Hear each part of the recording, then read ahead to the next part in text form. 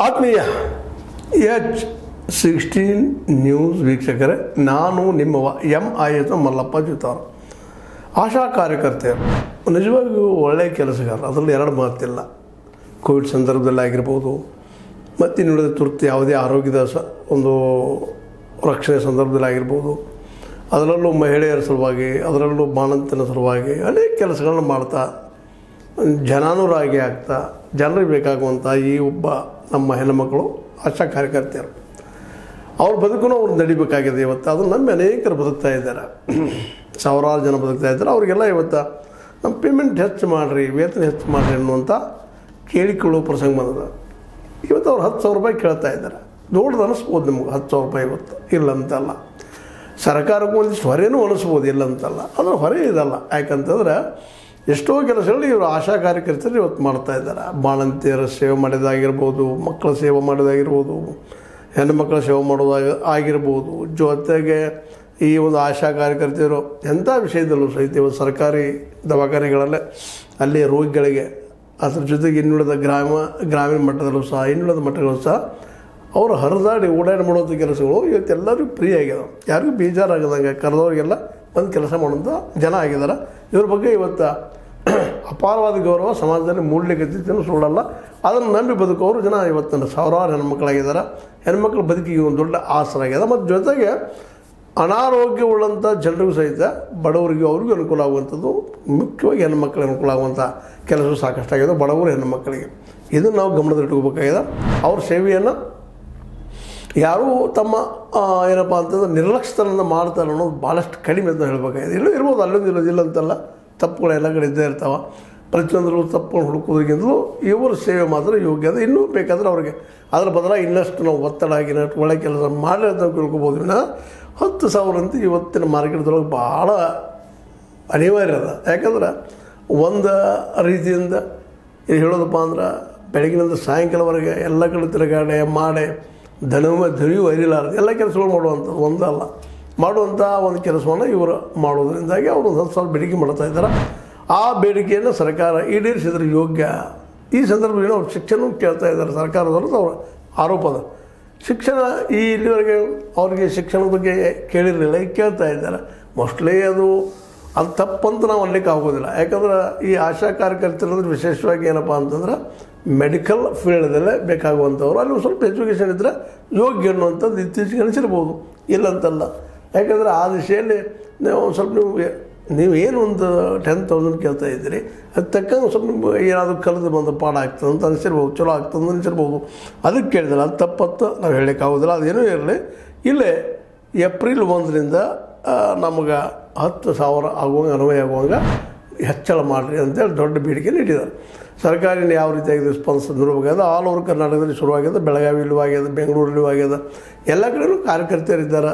ಆಶಾ ಕಾರ್ಯಕರ್ತೆಯರು ಅವರು ಗುಲಾಬಿ ಸೀರೆ ಬಿಟ್ಟರೆ ಗೊತ್ತಾಗಿಬಿಡೋದು ಇದಕ್ಕೆ ಆಶಾ ಕಾರ್ಯಕರ್ತೆಯರು ಅಂದರೆ ಸಿಂಪಲ್ ಆದಂಗೆ ಆಗಿಬಿಟ್ಟದ, ಪೊಲೀಸರಿಗೆ ಹಾಕಿ ಇದ್ದಂಗೆ. ಹೀಗಾಗಿ ಈ ಕಾರ್ಯಕರ್ತೆಯರು ಏನಪ್ಪ ಅಂತಂದ್ರೆ ಭಾಳಷ್ಟು ಅನುಕೂಲ ನಮ್ಮ ಸರ್ಕಾರಿ ದವಾಖಾನೆಗಳಿಗೆ ಆಗ್ತಾಯಿದ್ದಾವೆ. ಅದರಲ್ಲೂ ಗ್ರಾಮೀಣ ಮಟ್ಟದಲ್ಲಿ ದವಾಖಾನೆಗಳು ಸಹಿತ ಸಾಕಷ್ಟು ಹೆಲ್ಪ್ ಆಗ್ತಾಯಿದ್ದಾವೆ. ಮುಂದೆ ಆಶಾ ಕಾರ್ಯಕರ್ತೆಯರ ನಿರ್ವಹಣೆಯನ್ನು ಅವೈಜ್ಞಾನಿಕವಾಗಿ ಮೌಲ್ಯಮಾಪನ ಮಾಡೋದನ್ನು ಕೈ ಬಿಡಬೇಕು ಅಂತೇನೋ ಕೇಳ್ತಾ ಇದ್ದಾರೆ. ಅವೈಜ್ಞಾನಿಕವಾಗಿ ಮನುಷ್ಯ ಬಂದಂಗೆಲ್ಲ ಎಲ್ಲರೂ ಕೆಲಸ ಮಾಡೋದಲ್ಲ, ನಮಗೇನು ನಿಗದಿತ ಆ ಕೆಲಸ ಮಾಡಿಸ್ರಿ ಅಂತೇಳಿ ಈಗ ಒಂದಿಷ್ಟು ಬೇಡಿಕೆ ಇಡ್ತಾರೆ. ಅದ್ರ ಜೊತೆಗೆ ಸೂಕ್ತ ವಿತರಣದೊಂದಿಗೆ ಆಶಾ ಸುಗಮ ಕಾರ್ಯವನ್ನು ಮುಂದುವರಿಸಬೇಕು. ಸೇವಾ ನಿವೃತ್ತ ಆಶಾ ಕಾರ್ಯಕರ್ತರಿಗೆ ಪಶ್ಚಿಮ ಬಂಗಾಳ ಮಾದರಿಯಲ್ಲಿ ಇಡಿಗಂಟು ನೀಡಬೇಕು. ಇಡಗಂಟು ಹೌದಪ್ಪ, ನಾಳೆ ರಿಟೈರ್ ಅಂದ್ರೆ ಸ್ವಲ್ಪ ಏನಾದರೂ ಅವ್ರ ಬದುಕಿ ಆಗುವಂಗೆ ಒಂದಿಷ್ಟು ಇಡಬೇಕು ಅಂತ ಬೇಡಿಕೆ ಇಟ್ಟಿದ್ದಾರೆ. ಅಂಗನವಾಡಿ ಕಾರ್ಯಕರ್ತೆಯರು ಬಿಸಿಯೂಟ ನೌಕರರ ಮಾದರಿಯಲ್ಲಿ ಆಶಾ ಕಾರ್ಯಕರ್ತರಿಗೂ 1,000 ಪ್ರೋತ್ಸಾಹನ ಹೆಚ್ಚಿಸಬೇಕು ಅಂತೇಳಿ. ಈಗ ಹೆಂಗೆ ಅಂಗನವಾಡಿ ಕಾರ್ಯಕರ್ತರು ಇರ್ಬೋದು, ಬಿಸಿಯೂಟ ನೌಕರರು ಇರ್ಬೋದು, ಅವ್ರಿಗೆ 1,000 ಹೆಚ್ಚು ಮಾಡಿದ್ರೆ ನಮಗೆ ಹೆಚ್ಚು ಮಾಡಿರಿ ಅನ್ನೋ ಒಂದು ಬೇಡಿಕೆ ನೀಡಿದ್ದಾರೆ. ಈ ಒಂದು ಜನ ಈ ನಮ್ಮ ಆಶಾ ಕಾರ್ಯಕರ್ತೆಯರು ವಿಶೇಷವಾಗಿ ಈ ಆರೋಗ್ಯದ ವಿಷಯದಲ್ಲಿ ಭಾಳಷ್ಟು ಇವರಿಂದ ಆಗುವ ಸಾಧ್ಯತೆ ಎಲ್ಲ ಇದ್ದಾವೆ. ಅದನ್ನು ಸ್ವಲ್ಪ ಶಿಕ್ಷಣ ಆಯಿತು ಅಂದ್ರೆ ಇನ್ನಷ್ಟು ಇವರು ನರ್ಸ್ಗಳು ಮಾಡುವ ಕೆಲಸಗಳನ್ನ ಮಾಡಲಿಕ್ಕೆ ಸಾಧ್ಯ ಅನ್ನೋದು ಸರ್ಕಾರಕ್ಕೆ ಅನಿಸೋದಂತ ಕಾಣೋದಲ್ಲ, ಕಂಡದ. ಆ ದಿಶೆಯಲ್ಲಿ ಅವರೇನೋ ಹೇಳಿದ್ದಾರೆ. ಅದ್ರ ಜೊತೆಗೆ ಈ ಆಶಾ ಕಾರ್ಯಕರ್ತರ ಬೇಡಿಕೆ ನೀಡಿದ್ದಾರೆ. ಇವತ್ತು ಇದು ಅನಿವಾರ್ಯ ಅನ್ನೋದು ಮತ್ತೊಮ್ಮೆ ಹೇಳಬೇಕಾಗಿದೆ. ಯಾಕಂದ್ರೆ ಮಾರ್ಕೆಟ್ ತುಟ್ಟಾಗಿದೆ ಇವತ್ತು. ಮತ್ತು ಇದನ್ನು ನಂಬಿ ಬದುಕನ್ನು ಮಾಡ್ಕೋಬೇಕಾಗ್ಯದ ಅವ್ರಿಗೆ. ಹೀಗಾಗಿ ಬದುಕನ್ನು ಕಟ್ಕೊಳ್ಳೋ ಮುಂದೆ ಸಹಜವಾಗಿನ ಎಲ್ಲರಿಗೂ ಇಲ್ಲಪ್ಪ ನಮ್ದು ಇನ್ನಷ್ಟು ಹೆಚ್ಚಾಗಬೇಕಾಗಿತ್ತು ಅನ್ನೋದು ಬೇಡಿಕೆ ಅವ್ರು ಹಿಡಿದ್ರಲ್ಲಿ ಅರ್ಥದ. ಬಟ್ ಇದನ್ನು ಆದಷ್ಟು ಶೀಘ್ರ ಮಾಡಲಿ ಅನ್ನೋದು ಅವರು ಒತ್ತಡ. ಯಾಕಂದರೆ ಇವತ್ತು ಒಂದು ಮನೆ ಹಿಡಿಬೇಕಾದ್ರೆ ಮಿನಿಮಮ್ ಗಂಡ ಹೆಂಡತಿ ಎರಡು ಮಕ್ಕಳ ಇವ್ರ ಖರ್ಚು ನೀವು ಹೊಡೆದ್ರೆ ಒಬ್ಬ ವ್ಯಕ್ತಿ ದಿನನಿತ್ಯ ಇವತ್ತು ಏನಿಲ್ಲ ಅಂದರೂ 200ರಿಂದ 300 ರೂಪಾಯಿ ಖರ್ಚು ಇರ್ತದೆ. ನಾವು ದಿನ ಒಂದು 300 ಹಿಡಿದು ಎಷ್ಟಾಯಿತು, ದಿನ ಒಂದು 300 ಖರ್ಚು ಹಿಡಿದು ಸಹಿತ 9,000 ರೂಪಾಯಿ ಪೇಮೆಂಟ್ ಆಯಿತು. ಅಂದರೆ ಅಷ್ಟರಲ್ಲಿ ನಾವು ಮಾಡುವಂಥ ಒಂದು ಕೆಪಬಿಲಿಟಿಯನ್ನು ನಮ್ಮ ಸರ್ಕಾರ ಮಾಡಿದರೆ ಯೋಗ್ಯ ಆಗ್ತದೆ. 9-10 ಸಾವಿರವರೆಗೆ ಅವ್ರು ಕೇಳ್ತಾ ಇದ್ದಾರೆ.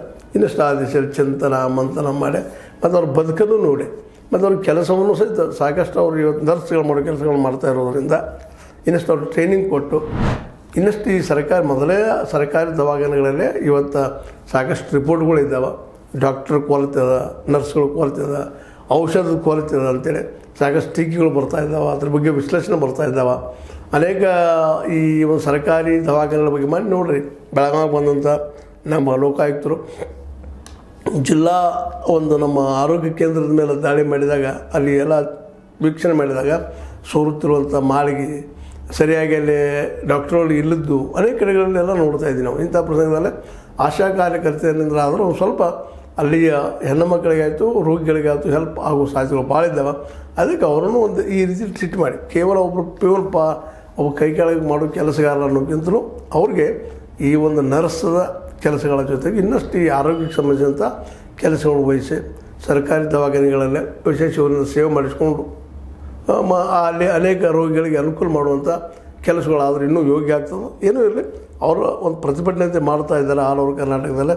ಮತ್ತು ಅದರಲ್ಲೂ ಬೆಳಗಾವಿಯಲ್ಲಿ ಇನ್ನೂ ಜೋರಾಗಿ ಅವರು ಪ್ರತಿಭಟನೆಯನ್ನು ಶುರು ಮಾಡಿದ್ದಾರೆ. ಅದಕ್ಕಾಗಿ ನಿರಂತರ ಹೋರಾಟ ಮಾಡೋ ಸಲುವಾಗಿ ಟೆಂಟ್ ಹೊಡೆದ ಬಿಟ್ಟಿದ್ದಾರೆ. ಜಿಲ್ಲಾಧಿಕಾರಿಗಳ ಕಚೇರಿ ಅಂದರೆ ನಾವು ಮಾಡೇ ಬಿಡೋದಿಲ್ಲ ಆಗುವವರೆಗೆ ಬಿಡೋದಿಲ್ಲ ಅನ್ನುವಂಥ ನಿರ್ಧಾರಕ್ಕೆ ಬಂದಿದ್ದಾರೆ. ಇನ್ನು ಸರ್ಕಾರ ಇದರ ಬಗ್ಗೆ ಇನ್ನಷ್ಟು ಸಾಧ್ಯಂತವಾಗಿ ವಿಚಾರ ಮಾಡಿ, ಯಾಕಂತಂದ್ರೆ ಒಂದು ಸರ್ಕಾರಕ್ಕೆ ಅದು ತನ್ನದೇ ಜವಾಬ್ದಾರಿ ಇರ್ತದೆ.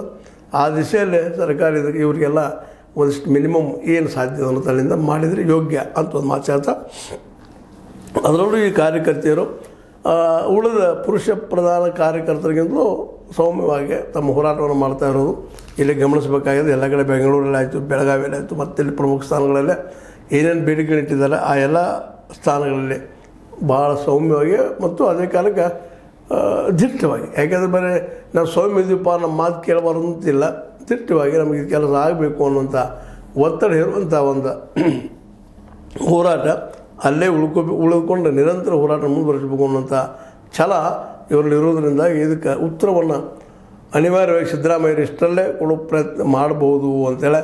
ಯಾಕಂದರೆ ಇಲ್ಲಿರೋದು ಏನಪ್ಪ ಅಂದ್ರೆ ಬದುಕು ಮತ್ತು ಆರೋಗ್ಯ ಎರಡೂ ಇದ್ದಾವೆ. ಒಂದು ಕಡೆ ಆಶಾ ಕಾರ್ಯಕರ್ತೆಯರ ಬದುಕದ, ಇನ್ನೊಂದು ಕಡೆ ಸಾರ್ವಜನಿಕರ ಆರೋಗ್ಯದ.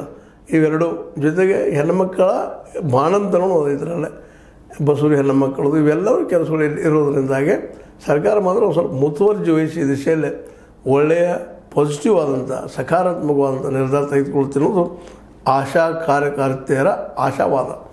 ಇದು ಎಷ್ಟರ ಮಟ್ಟಿಗೆ ಆಗ್ತದೆ ಏನು ನೋಡೋಣ. ಆದರೆ ಅವ್ರ ಹೋರಾಟ ಮಾತ್ರ ನಮ್ಮ ಗೌರವವನ್ನು ಹೆಚ್ಚು ಮಾಡಿರಿ ಅಂತ ಹೇಳ್ತಾ ಇದ್ದಾರೆ. ಪರ್ಮನೆಂಟ್ ಅಂತಿಲ್ಲ, ಗೌರವವನ್ನು ಹೆಚ್ಚು ಮಾಡಿರಿ ಅಂತೇಳಿ, ರೆಮ್ಯುನರೇಷನ್ ಹೆಚ್ಚು ಮಾಡಿರಿ ಅನ್ನೋಂಥ ಮಾತದ. ಆ ದಿಶೆಯಲ್ಲಿ ಒಂದು ಸರ್ಕಾರ ಇವತ್ತು ಕರುಣೆ ತೋರಿಸಲಿ ಅಂತ ಹೇಳ್ತಾ, ಮತ್ತು ಅದನ್ನು ಮುಖ್ಯವಾಗಿ ಅವರ ಏನು 10,000 ರೂಪಾಯಿ ಕೇಳ್ತಾ ಇದ್ದಾರೆ ಮತ್ತು ಪ್ರೋತ್ಸಾಹಧನ 1,000 ಕೇಳ್ತಾ ಇದ್ದಾರೆ. ಇದನ್ನು ಮಾಡಲಿಕ್ಕೆ ಸಾಧ್ಯ ಅದ ಮನಸ್ಸು ಮಾಡಿದೆ ಸರ್ಕಾರಕ್ಕೆ. ಯಾಕಪ್ಪ ಅಂದರೆ ಸರ್ಕಾರಗಳು ಇವತ್ತೆಲ್ಲ ಸಾಕಷ್ಟು ಟ್ಯಾಕ್ಸನ್ನು ಕರೆಕ್ಷನ್ ಮಾಡ್ತಾಯಿದ್ದಾರೆ, ಸಾಕಷ್ಟು ಲಾಭದಲ್ಲೂ ಇದ್ದಾರೆ. ಬರೀ ಕೇವಲ ರೋಡಿಗೆ ಅಲ್ಲೇ ಇಲ್ಲೇ 40% ಹೊಡಿಗಿಂದು ಇವರಿಗೆ ಹೆಣ್ಮಕ್ಳಿಗೆ ದುಡ್ಡು ಉಳಿಸ್ಕೊಂಡು ಒಂದಿಷ್ಟು ಕೊಟ್ಟರೆ ಇವರು ಪಾಪ ಮನೆಗಳು ನಡೆಸ್ಕೊಂಡು ಹೋಗ್ತಾರೆ. ಗಂಡ ಹೆಂಡತಿ ನೆಮ್ಮದಿಯಿಂದ ಇರ್ತಾರೆ, ತಮ್ಮ ಮಕ್ಕಳ ಜೊತೆಗೆ ಅವ್ರಿಗೂ ಒಂದು ಅನುಕೂಲ ಆಗ್ತದೆ ಅನ್ನೋಂಥದ್ದು ಒಂದಿಷ್ಟು ತರ್ಕ, ಅದು ಹೆಣ್ಮಕ್ಳ ವಾದ. ಇದಕ್ಕೆ ಏನಂತಾರೆ ಸಿದ್ದರಾಮಯ್ಯನವರು. ಆದರೆ ಇದ್ರ ಸಲುವಾಗಿ ಆಶಾ ಕಾರ್ಯಕರ್ತೆಯರು ಮಾತ್ರ ಹೋರಾಟವನ್ನು ಮುಂದುವರಿಸಿದ್ದಾರೆ. ಸುರಿವು ಮಳೆಯಲ್ಲಿ ಸಹಿತ ಬೆಳಗಾವದಾಗ ಕುಳಿತಿದ್ದಾರೆ ಅನ್ನುವಂಥದ್ದು ರಿಪೋರ್ಟ್ಸ್ ಬರ್ತಾಯಿದ್ದಾವೆ. ಒಟ್ಟಾರೆಯಾಗಿ ಈ ಬಡಕ ಆಶಾ ಕಾರ್ಯಕರ್ತರಿಗೆ ಇದೊಂದು ಹೆಲ್ಪ್ ಆದ್ರೆ ಅಥವಾ ಸರ್ಕಾರ ಇದನ್ನು ಮಾಡಿದರೆ ನಿಶ್ಚಿತವಾಗಿ ಒಳ್ಳೆಯ ಬದುಕು ಕಟ್ಕೋಬೋದು ಅಂತ ಹೇಳ್ತಾ, ಇದು ನಿಮಗೆ ಲೈಕ್ ಆಗಿರ್ಬೋದು. ಲೈಕ್ ಮಾಡಿ, ಶೇರ್ ಮಾಡಿ, ಕಮೆಂಟ್ ಮಾಡಿ, ಜೊತೆಗೆ ಸಬ್ಸ್ಕ್ರೈಬ್ ಆಗೋದು ನಿಲ್ಲಿಸಬೇಡ್ರಿ. S16 ನ್ಯೂಸ್ ಅರ್ಥ ಇದು ಸತ್ಯದ ಕೈಗೆ ನೋಡಿ ವಂದನೆಗಳು.